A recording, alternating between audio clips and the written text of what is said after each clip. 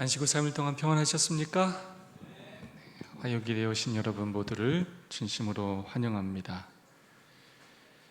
어제 갑작스러운 소식으로 너무나 마음이 아프죠? 너무나도 큰 슬픔을 당하신 우리 이기만 장로님, 또 윤순남 집사님, 또 그 따님과 또 우리 손녀들, 하나님의 크신 위로가 함께하기를 간절히 소망합니다. 어떤 말로 정말로 위로를 할 수가 있겠습니까? 너무나 정말로 황망한 그러한 일이 일어났습니다. 걱정되는 것은 우리 이기만 장로님과 윤순남 집사님께서 몸이 좋지 또 않아지실까봐 걱정이 많이 됩니다. 두 분들 건강 또 잘 또 챙기실 수 있도록, 그리고 남겨진 유족들이 이번 일을 계기로 또 믿음을 갖고 또 소망을 가질 수 있도록 간절한 마음으로 기도해 주시기를 부탁드리겠습니다. 내일이 발인입니다. 그래서 내일까지 모든 장례 절차가 잘 마칠 수 있도록 기도해 주시고, 특별히 이기만 장로님께서 우리 따님과 손녀들을 위해서 간절히 기도해 달라고 부탁을 많이 하셨습니다. 우리 성도님들도 생각나실 때마다, 기도하실 때마다 꼭 기도해 주시기를 부탁드리겠습니다. 하은혜 집사님, 우리 하은혜 집사님 한 명 오니까 100명 오신 것 같아요. 우리 하은혜 집사님은 얼마나 성실하신지, 한번 뭘 딱 시작하면 정말 그 성실함과 그 끈기는 정말로 우리 모든 성도들이 정말 배워야 할 그런 신앙의 자세라고 생각합니다. 몸이 불편함에도 불구하고 또 교회를 나오신 것 진심으로 환영하고 감사드리고, 또 우리 김인채 장로님 또 오늘 오후에 일찍 올라오셔서 교회를 또 돌봐주신 것 감사를 드립니다. 우리 배나영 집사님, 또 우리 하은이 성인이와 함께 퇴근하자마자 식사도 못하고 오셨을 거예요. 아이들을 데리고 이렇게 교회 나오신 그 발걸음 정말로 감사드리고, 하나님께서 큰 축복을 함께 해주시기를 소망합니다. 정윤이 참 기특하죠? 혼자 지하철 타고 오는 게 쉽지 않습니다. 혼자 지하철 타고 와서 또 자신에게 맡겨진 이 반주 봉사를 아주 충실히 하고 있습니다. 하나님께서 우리 정윤이를 더 크게 축복하셔서 하나님의 훌륭한 일꾼으로 성장할 수 있기를 간절히 소망합니다. 12월에 진짜 마지막 주입니다. 믿기지 않죠? 2022년 저희 인생에서 다시 돌아올 수 없는 그 마지막 한 주를 저희를 보내고 있습니다. 의미 있고 보람되게 가치 있게 보내시기를 소망합니다. 옆 사람과 사랑과 소망을 담아서 뜨겁게 인사하고 시작할까요? 하늘까지 함께 갑시다. 서로 인사해 주시면 감사하겠습니다. 화면 전환 부탁드리겠습니다.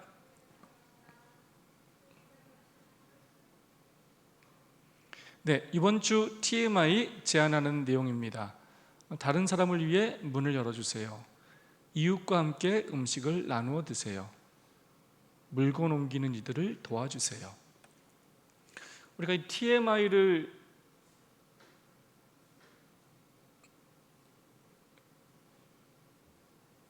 잠시만요. 왜 화면이 안 나올까요? 네, 우리가 TMI를 볼 때마다 여러분은 뭘 느끼십니까? 저는 뭘 느끼냐면, 생각보다 어려운 일이 아니구나. 우리가 우리의 삶에서 충분히 할 수 있는 일들이 많구나. 여기서 제안한 것 말고도 사실 우리가 할 수 있는 일들이 굉장히 많이 있다는 것입니다. 우리의 삶에서 작은 사랑을 그렇게 내가 만나는 사람들에게 전함으로 그렇게 우리의 복음을, 예수님의 사랑을 전할 수 있는 우리가 되었으면 좋겠습니다. 몇 가입니까? 14과. 모르겠습니다. 제 기억에 지금까지 14가 있었던 적이 있었는지는 잘 기억이 나지 않는데, 역사적인 한 주를 저희가 보내고 있습니다. 14과, 모든 것이 새롭게 됨. 여러분, 제목만 읽어도 좀 감동이 되지 않습니까? 모든 것이 새롭게 됨. 리셋이 되는 거예요. 저는 제가 지금 나이가 젊은데도 제 과거의 사진을 보고 몸이 더 건강하고 눈이 더 좋고 머리가 빠지지 않고 머리가 휘었을 때, 얼굴이 살이 좀 더 없었을 때, 그리고 아버님이 병실에 누워 계신데 아버님이 이렇게 건강히 계셨을 때, 그냥 하나하나 생각해 보면 참 이 시간이 지난다는 것, 나이를 먹는다는 것, 굉장히 가슴 아프게 다가올 때가 많아요. 사람이 나이를 먹으며 병들어 죽어간다는 것, 얼마나 이것이 가슴 아프고 비참한 일인지 몰라요. 사랑하는 사람들을 그렇게 한 사람 한 사람 떠나 보내야 한다는 것, 그건 정말로 너무나 우리의 삶에 있어서 힘든 일인 것입니다. 다시 되돌이키고 싶어도 그게 돌이켜지지가 않아요. 근데 죽음, 그것으로 끝나는 것이 아니라 우리에게 뭐가 있다고요? 미래의 소망이 있다는 것입니다. 근데 그 소망이 뭐라고요? 모든 것이 새롭게 된다는 것입니다. 우리가 예수 그리스도를 믿으면, 이 믿음을 떠나지 않으면 모든 것을 새롭게 완전하게 해주신다는 것입니다. 격절 말씀입니다. 보좌에 앉으신 이가 이르시되 보라 내가 만물을 새롭게 하노라 하시고 또 이르시되 이 말은 신실하고 참되니 기록하라 하시고.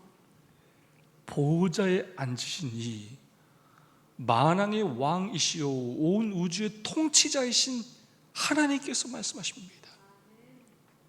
힘 없고 능력 없는 그런 존재가 하는 말이 아니에요. 횡설수설하는 쓸데없는 말을 하시는 분이 하시는 말이 아니에요.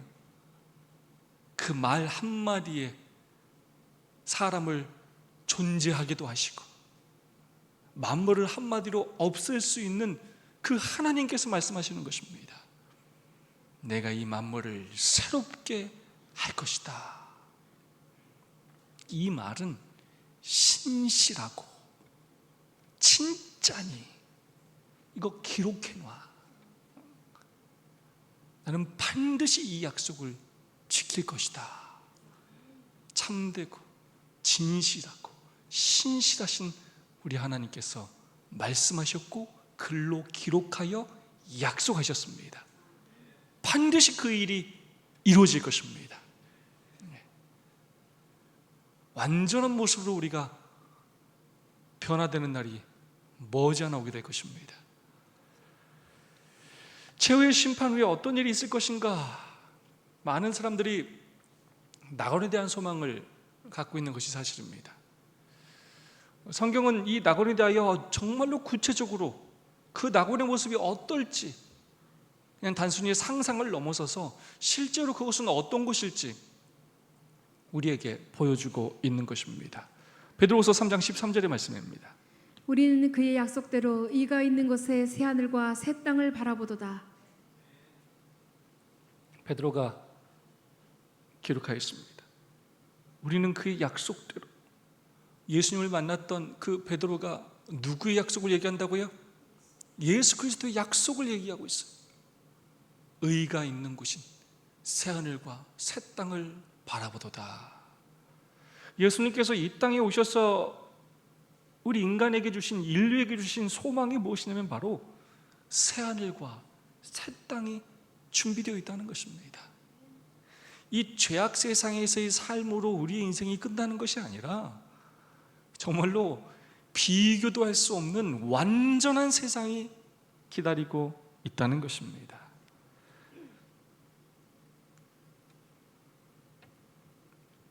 고린도후서 12장 2절과 4절입니다. 14년 전에 셋째 하늘에 이끌려 간 자라 그가 낙원으로 이끌려가서 말로 표현할 수 없는 말을 들었으니. 사도 바울이 고린도 교인들에게 자신에 대해서 이야기하면서 이런 얘기를 했어요. 셋째 하늘에 나는 갔다 온 사람이다. 내가 낙원에 이끌려가서 말로 표현할 수 없는 말을 들었다 라고 자신에 대해서 이야기하고 있어요. 첫째 하늘은 대기권을 의미하고요, 둘째 하늘은 별들의 하늘, 그리고 셋째 하늘이 바로 하나님과 천상 존재들이 거처하는 장소를 의미합니다. 유대인들은 셋째 하늘에 낙원이 있다는 생각을 그 당시부터 다 가지고 있었어요. 그리고 사도 바울은 하나님의 놀라운 은혜와 인도하심으로 그가 그 셋째 하늘을 다녀오는 그런 경험을 했다는 것입니다. 다르게 말하면 실제로 그것이 뭐 한다고요? 존재한다는 것입니다. 기본교리 28, 저희의 기본교리가 총 28개로 이루어져 있죠. 마지막 그 기본교리에서 무엇이라 말하고 있느냐? 의가 거하는 새 땅의 하나님은 구속받은 자들을 위한 영원한 본향과 하나님의 면전에서 영원히 살고 기뻐하고 배울 수 있는 완전한 환경을 마련하실 것이다. 여기에서 하나님은 그분의 백성과 친히 함께 거하실 것이며 고난과 죽음이 사라질 것이다. 대쟁투는 끝나고 죄는 더 이상 존재하지 않을 것이다. 생물이나 무생물을 막론하고 만물은 하나님은 사랑이시라고 선포할 것이며 하나님께서 영원히 통치하실 것이다. 아멘. 우리 예수 그리스도께서 거하시는 그 새 땅, 그 새 땅은 구속받은 자들을 위한 우리의 영원한 집이 될 것이고, 우리의 아버지신 하나님과 우리는 그곳에서 영원히 살게 될 것이고, 우리의 가족들과 우리의 성도들과 내가 사랑하는 그 사람들과 우리는 기뻐하며 행복을 누리며 영원이라는 시간 동안 배워도 다 배울 수 없는 놀라운 진리들을, 하나님의 사랑들을 배우며 살게 될 것입니다. 그곳의 환경은 완전한 환경이라는 거예요. 갑자기 사고가 발생하고 질병이 생기고 슬픔이 찾아오고 이런 세상이 아니라는 거예요. 죄가 존재할 수 없는 완전한 환경 가운데 우리는 그곳에서 살게 될 것이고, 이제 그곳에는 고난과 죽음이 사라질 것입니다. 생물이나 무생물을 막론하고 그 놀라운 완전한 환경 속에서 우리는 하나님은 사랑이시다 라고 우리가 그냥 눈만 뜨면 우리가 보고 느끼는 그 은혜와 감동 때문에 우리 입으로 하나님은 사랑이라는 고백을 우리는 끊임없이 하며 살게 될 거예요. 여러분, 그런 경험 하신 적 있습니까? 너무나 좋은 곳에 가면 정말 입에서 와, 좋다, 야, 너무 좋다. 근데 하늘이 그런 곳이라는 거예요. 그냥 우리가 눈만 뜨면 와, 우리 하나님은 뭐라고요? 사랑이시다. 우리가 하나 보고 배우는 것마다 야, 어떻게 이렇게 하나님께서 우리를 사랑하시고 이토록 놀랍도록 이것들을 창조하셨을까? 우리가 깨닫지 못해서 그렇지, 우리가 하늘나라에 가면 지금 우리 천연계 속에서 주신 그 수많은 것들이, 그들이 얼마나 우리를 위하여 존재해 왔는지, 얼마나 우리의 필요를 아주 채워줬는지 하나하나 더 자세히 알게 될 거예요. 그러면서 우리는 하나님을 뭐 하게 된다고요? 찬양하게 돼요. 고백하게 돼요. 우리는 그 영원한 행복을 저 하늘에서 누리게 된다는 것입니다. 이를 소주입니다. 새하늘과 새 땅, 계시록 21장 1절입니다. 또 내가 새 하늘과 새 땅을 보니 처음 하늘과 처음 땅이 없어졌고 바다도 다시 있지 않더라. 네, 새 하늘과 새 땅이 있을 것입니다. 처음 하늘과 처음 땅이 없어졌고, 죄로 인하여 망가진 하늘과 땅이 없어졌고 새 하늘과 새 땅이 존재한다는 것입니다. 근데 여기에 왜 바다도 다시 있지 않더라 라는 표현을 썼냐면, 이 바다는 당시 이 계시록을 썼던 반모섬, 요한이 있었던 그 반모섬에서의 그 바다의 의미, 분리되고 유배, 고통, 외로움, 그런 의미의 바다라고 할 수가 있겠습니다. 이 원론은 물질은 악하고 영은 선하다라고 이렇게 가르치면서 물질을 벗어난 영의 세계를 추구하는 것, 이것이 이데아, 이것이 정말로 낙원이라고 그렇게 말하고 있습니다. 하지만 성경은 절대 그렇게 말하고 있지 않습니다. 성경은 구속받은 자들이 살게 된 영원한 하나님의 나라가 이 땅에 실현될 것이라고 말하고 있어요. 그것이 단순히 영적인 그런 우리가 영적으로만 존재하는 나라가 아니라 우리의 전인적인 몸이 하나님과 함께 거하는 새 하늘과 새 땅이 마침내 있게 될 것이라는 것입니다. 그러므로 새 하늘과 새 땅이라는 표현은 회복의 의미가 있습니다. 그래서 사실 구속은 다른 말로 표현하면 재창조입니다. 구속은 뭐라고요? 재창조하시는 거예요. 근데 이 계시록의 이런 표현들은 어디에서 왔냐면 구약에서 따온 경우들이 참 많아요. 구약 이사야에서 새하늘과 새 땅이라는 표현을 가져왔습니다. 보라, 내가 새 하늘과 새 땅을 창조하나니 이전 것은 기억되거나 마음에 생각나지 아니할 것이라. 네, 구약의 이 예언들, 그것이 이제 실제로 신약을 통하여 이루어질 것을 우리에게 말씀하고 있는 것입니다. 새하늘과 새 땅을 마침내 재림하시고 천년기를 보내신 후에 삼림을 통하여 완전히 죄를 소멸하시고 창조하실 텐데, 이전 것은 아예 뭐하지가 않는다고요? 생각나지가 않아요. 왜요? 왜 그럴까요? 왜 그럴까요? 이 나중 게 너무 좋아요. 너무 좋아가지고 기억조차 나지 않아요. 우리를 뭐 기억 상실증에 걸리게 한다는 표현이 아니라 너무나 좋다는 것입니다. 이사야 66장 22절입니다. 내가 지을 새 하늘과 새 땅이 내 앞에 항상 있는 것 같이 너희 자손과 너희 이름이 항상 있으리라. 네, 이사야는 끊임없이 강조해요. 내가 지을 새 하늘과 새 땅이 내 앞에 항상 있는 것 같이 너희 자손과 너희 이름이 항상 있으리라. 하나님께서 창조하실 마침내 그 새 하늘과 새 땅에 하나님의 백성인 우리의 이름이 항상 함께 있는다는 것입니다. 요한계시록 21장 1절로 5절이 이 새 땅에 대하여, 새 하늘에 대하여 잘 묘사하고 있는데요, 몇 가지 중요한 특징들이 있습니다. 21장 1절입니다. 새 하늘과 새 땅을 보니 처음 하늘과 처음 땅이 없어졌고 바다도 다시 있지 않더라. 네, 아담이 범죄하면서 이 땅은, 지구는 죄로 인하여 변질됐습니다.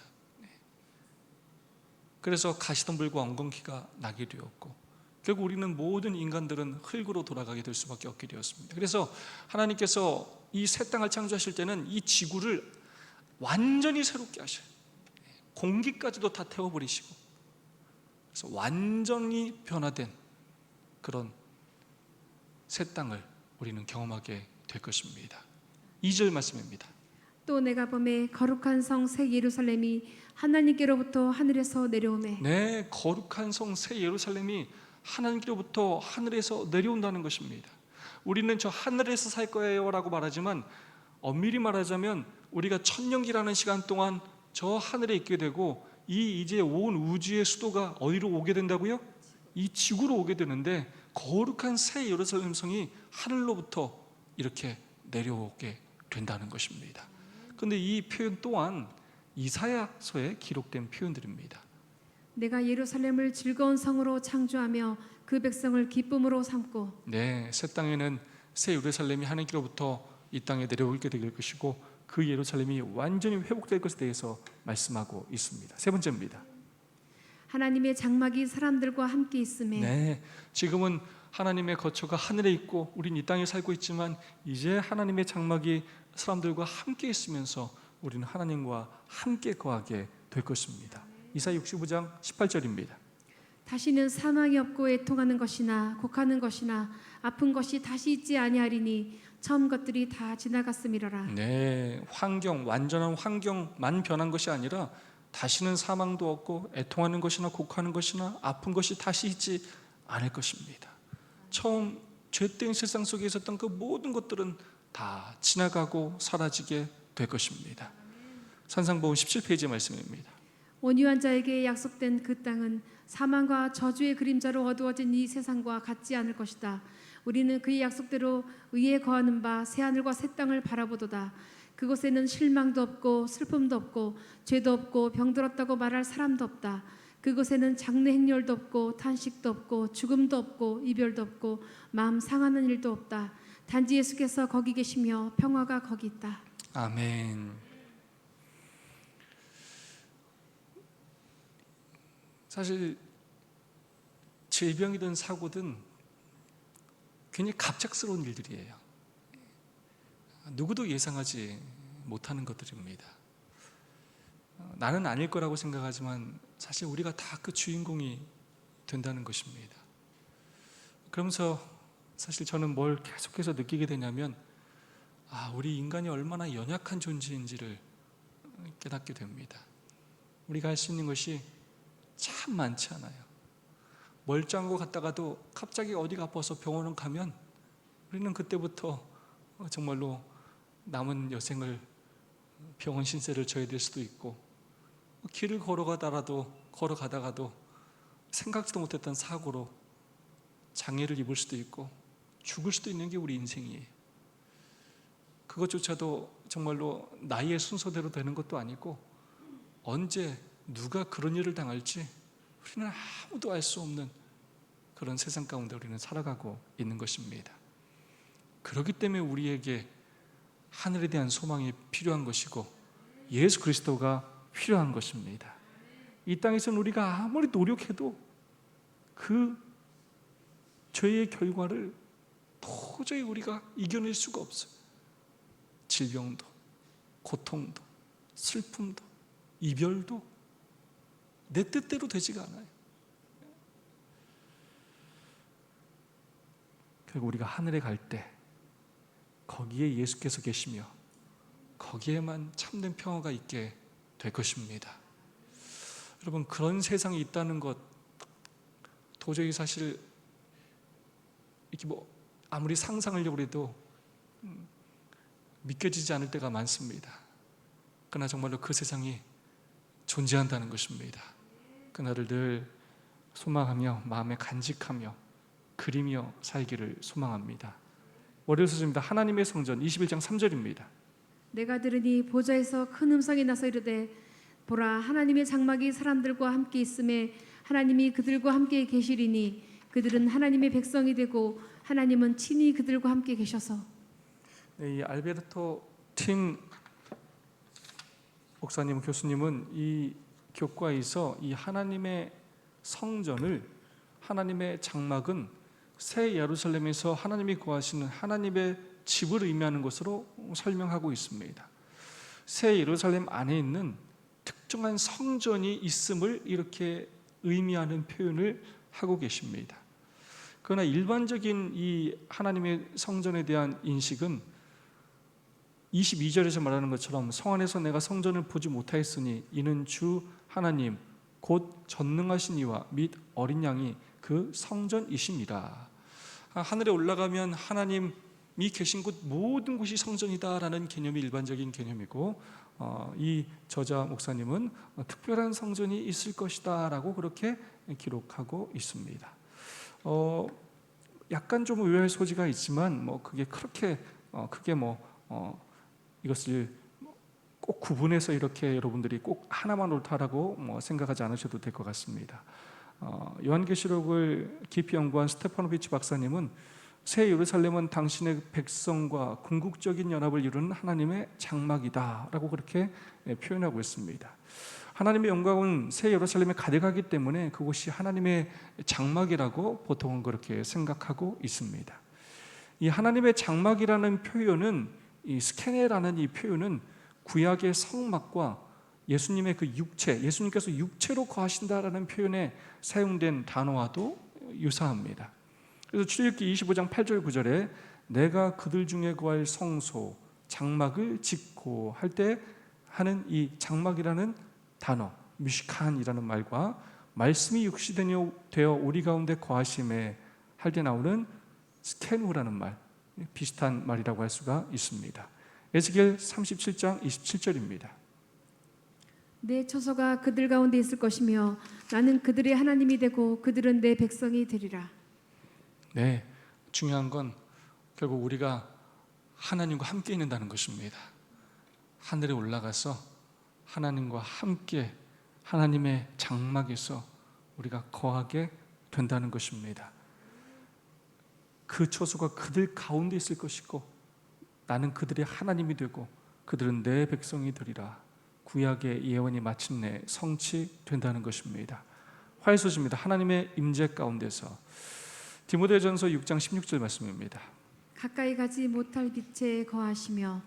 요한복음 1장 18절. 본래 하나님을 본 사람이 없다. 네, 죄인이 하나님을 보면 어떻게 됩니까? 네, 그 영광의 광채 때문에 죽는다고 말하죠. 그렇다면 우리가 하늘에서도 하나님을 보지 못할 것인가? 여러분 그럴 것 같습니까? 절대로 그렇게 이야기하지 않습니다.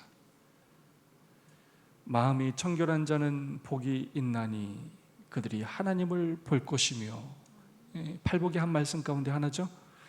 새하늘과 새 땅에서 우리가 하나님의 임재 안에서 거한다고 하는 것은 모든 죄악이 완전히 끝나고 우리가 의롭게 되어서 다시 범죄 전에처럼 하나님을 직접 대할 수 있게 되었다는 것을 의미한다는 것입니다. 그래서 고린도전서 13장 12절은 이렇게 이야기하고 있습니다. 우리가 지금은 거울로 보는 것 같이 희미하나 그때에는 얼굴과 얼굴을 대면하여 볼 것이요. 네, 그때는 저희들이 정말로 변화되어서 하나님을 얼굴과 얼굴로 대면하여 보게 될 것입니다. 각시대 쟁투입니다. 우리는 하나님의 형상을 마치 거울 속에 비친 것처럼 천연계 가운데서 또한 그분께서 인류를 취급하시는 일을 통하여 바라본다. 그러나 그때에는 사이를 가로막아 놓았던 희미한 휘장 없이 하나님을 직접 대면하여 보게 될 것이다. 우리는 그분 앞에 서서 그분의 얼굴의 영광을 직접 바라볼 것이다. 지금은 예수 그리스도의 그 보혈의 중보 사역 때문에 우리의 기도가 직접 하나님께로 예수님의 이름으로부터 상달되지만, 우리의 음성이 그렇게 다이렉트로 가지만 하늘에 올라가서는 이제는 음성뿐만 아니라 우리가 하나님을 대면하여 보게 된다는 것입니다. 직접 그분의 영광을 바라보게 될 것입니다. 그래도 죽는다고요? 죽지 않습니다. 슬소주입니다. 다시는 사망이나 눈물이 없고, 22장 3절입니다. 다시 저주가 없으며, 네, 새하늘과 새 땅의 특징입니다. 재앙이나 불행이 없습니다. 더 이상 슬픈 일이 없다는 것입니다. 5절의 말씀입니다. 다시 밤이 없겠고 등불과 햇빛이 쓸데없으니. 네, 그 새 땅에는 하나님의 영광이 아주 풍성히 넘쳐흐르기 때문에 어둠이 없다는 거예요. 22장 4절입니다. 다시 사망이 없고 애통하는 것이나 곡하는 것이나 아픈 것이 다시 있지 아니하리니. 네, 우리가 가장 바라는 것이 아닙니까? 다시는 사망이 없을 것입니다. 다시는 사랑하는 가족들을 잃어버린 일이 없을 것입니다. 슬퍼서 눈물을 흘리는 일이 없을 것입니다. 질병으로 고통당하고 정말로 내가 왜 사느냐, 정말로 죽고 싶다라는 그런 가슴 아픈 마음을 가질 일이 하늘에서는 절대로 없을 것이라는 것입니다. 사망과 음부는 모두 불못에 소멸되었기 때문에 그 후에 재창조된 새 땅에는 다시는 사망이 없게 될 것입니다. 이사야 말씀에 또한 이 말씀이 예언되어 있습니다. 사망을 영원히 멸하실 것이라. 주 여호와께서 모든 얼굴에서 눈물을 씻기시며 자기 백성의 수치를 온 천하에서 제하시리라. 아멘. 이 얼마나 좋습니까? 자기 백성. 네. 우리 하나님은 자기 사람을 확실히 챙기시는 분이에요. 하나님의 생명책에 이름이 기록된 사람들, 하나님을 위하여 수고하고 희생하고 헌신한 사람들, 그 백성들을 자기 백성, 나의 백성이라 여겨주시고, 그 눈에서 떨어진 그 눈물 한 방울 한 방울 다 기억하시고, 그 눈물을 다 닦아주시고, 그 수고를 몇십 배 몇백 배 영원이라는 시간 동안 다 갚아주신다는 것입니다. 그러므로 우리가 이 땅에서 하나님을 위하여 좀 눈물 흘리는 일도 있어야 되고, 수고하고 헌신하는 일이 좀 많아야 되겠습니다. 그걸 우리 하나님께서 다 갚아주셔요.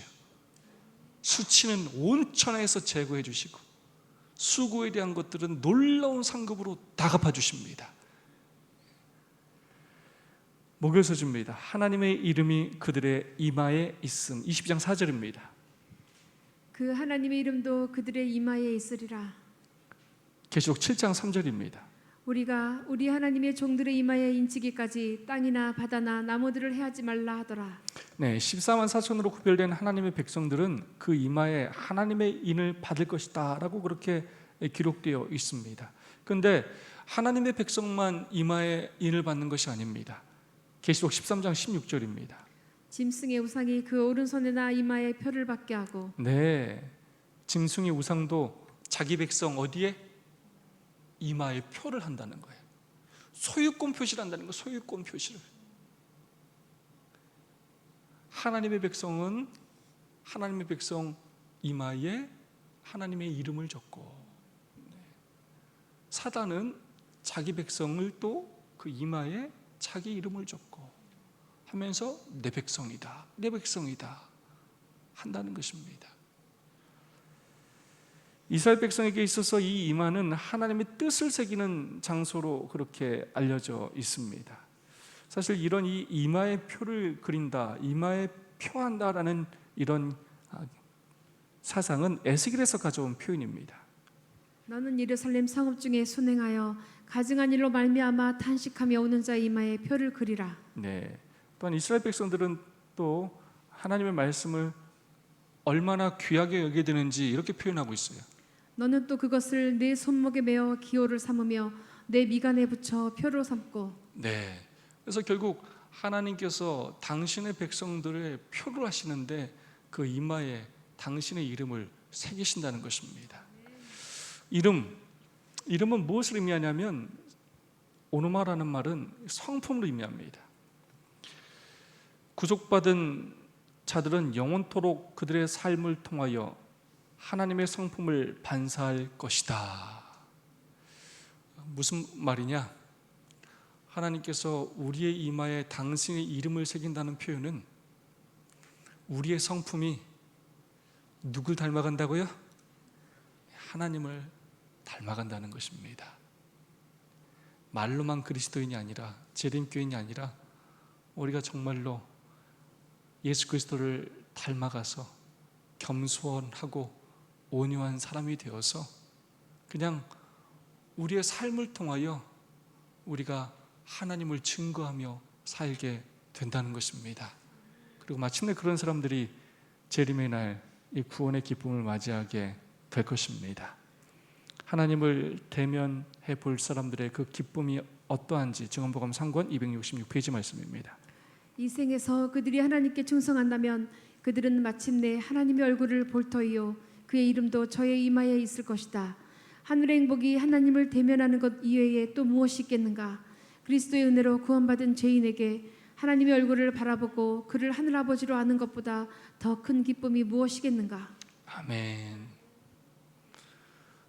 우리가 하나님 외에 이 세상의 많은 것들을 이렇게 욕심내고 그거 없어서 안달내며 사는 이유는 우리 하나님이 얼마나 위대한 분인지, 얼마나 좋은 분인지 잘 몰라서 그래요. 근데 우리가 하늘 가서 그 하나님의 그 위대하심과 사랑을 한번 체험하고 나면 하나님을 이렇게 대면하는 그 행복 때문에 다른 행복들은 생각도 나지 않는다는 거예요. 그래서 우리가 얼마나 큰 행복을 앞으로 누리며 살 사람인지 여러분 잊지 마시고, 이 땅에서 짧은 시간 우리가 당하는 시험과 환난과 고난 또 핍박으로 인하여 넘어지지 않고 이 믿음의 길을 끝까지 가는 우리 모든 인천세천사 하늘 가족이 될 수 있기를 간절히 소망합니다. 우리는 원치 않은 사고를 당할 수도 있고 질병에 걸릴 수도 있고 가족이 비참하게 죽을 수도 있고 이별을 할 수도 있고 우리는 엄청나게 또 마지막 시대에 시련을 당할 수도 있습니다. 그러나 그것이 끝이 아니라는 사실을 오늘 우리는 꼭 기억해야 합니다. 죽음 그리고 미래의 소망이 준비되어 있다는 것입니다. 한 번 죽는 것은 사람에게 정해진 것이지만 그 위에 심판이 있다는 것입니다. 우리는 그것을 믿는 사람들이라는 사실을 기억하시면서 믿음으로 끝까지 하늘을 향해 걸어가기를 간절히 소망합니다. 두 분 또는 세 분씩 짝을 지으시고 받은 은혜와 결심을 나누겠습니다. 다시는 사망과 눈물이 없는 세상에서 꼭 다시 만나고 싶은 사람은 여러분 누구십니까? 그 나라에 들어가기 위해서 오늘 여러분은 하나님께 어떤 약속을 하시겠습니까? 두 분씩 세 분씩 짝을 지으시고 받은 은혜와 결심을 나눠주시기를 부탁드리겠습니다.